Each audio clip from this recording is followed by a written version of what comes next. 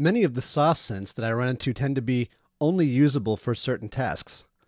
One may be good for bass synths, for example. Another soft synth may be good for leads and pads. There are very few out there that can do many different patches across the board. The Razor does not suffer from this. Actually, it's one of the most well-rounded soft synths I've ever had the honor of being able to work with. In the last several videos, we focused on building a bass, and the videos served in getting you up to speed with basic patch creation. In this video, we're going to be exploring methods for creating a pad together. To begin, make sure that you've selected the Aerosmith Init patch. Okay, let's get going. For a pad, we're definitely going to need to start off in polyphonic mode so that more than one note can be pressed at a time.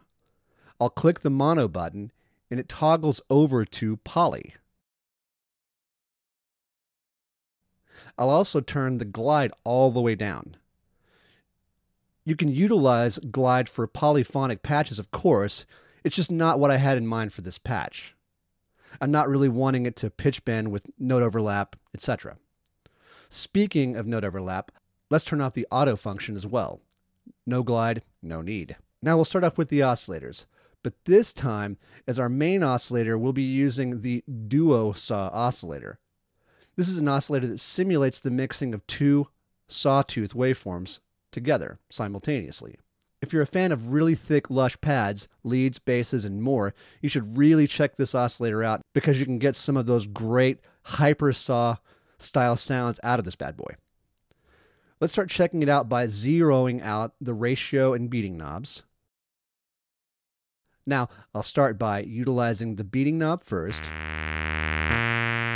You'll notice how this is a very plain sawtooth, but as I increase the beating, notice how it gets thicker.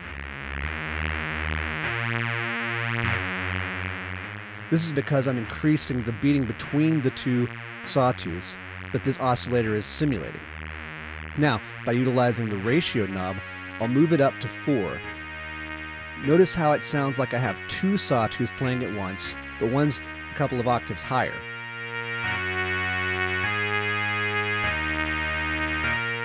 Okay, oscillator 1 is set up. In the next exercise, we'll begin with setting up the amp envelope and the second oscillator.